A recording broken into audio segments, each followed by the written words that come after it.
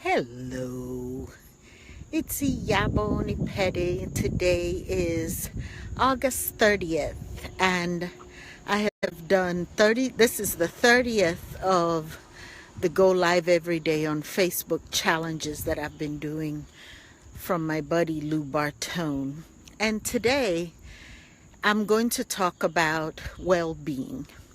So I'm going to show you where I am. I am over here, you see the chapel, just on a parking lot at Wake Forest University in Winston-Salem, North Carolina, where I came to do a workshop and do some coaching, some work. I work for a living, and I've been working with students who are getting ready to launch into their careers as pastors and leaders. And so I am speaking today about well-being.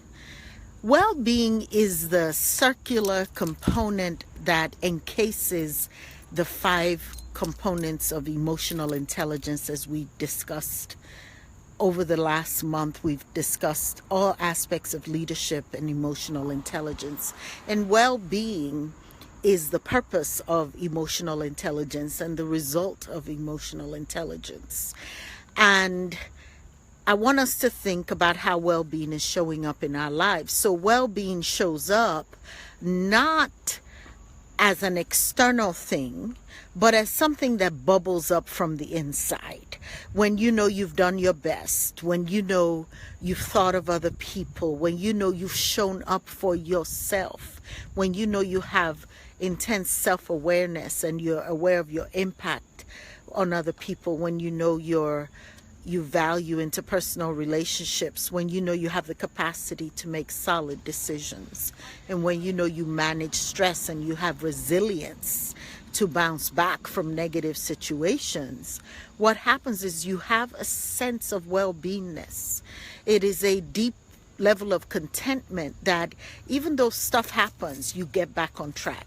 So it's not that life doesn't happen. It's not that you don't ever get derailed, but you do get back on track. I was reading an article today that talked about how employers are now looking for evidence of emotional intelligence on your resume and in your skill bank, right?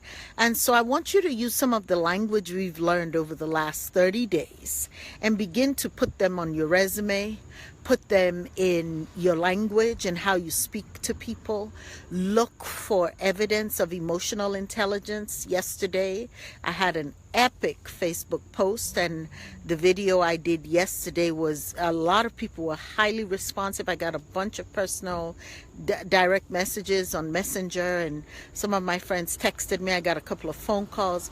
People wanted to know what I was talking about with regards to Joel Osteen and this issue of empathy and social responsibility.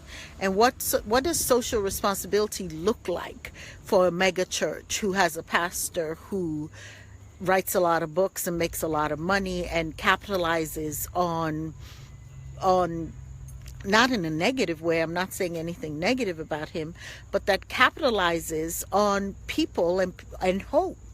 He's a pastor, he's a faithful leader of a huge congregation, and he didn't handle the situation well. Well, what was the key? The key was communication. It wasn't even that he did or didn't do anything. He just did not communicate with the world what was going on or what was not going on. And that sensitivity to know, how do I communicate, or should I communicate, based on interpersonal relationships, based on expression of empathy, based on his social responsibility to the larger community, just the communication piece is what caused so much angst. So that's today's video. Thank you for joining. I'm grateful to see you. I love you. You know who you are watching me. I love you very much. Thank you so much. And I look forward to tomorrow's final post. If you have questions, if you need help with emotional intelligence, with any form of leadership development, I am your gal. Have a good evening. Bye-bye.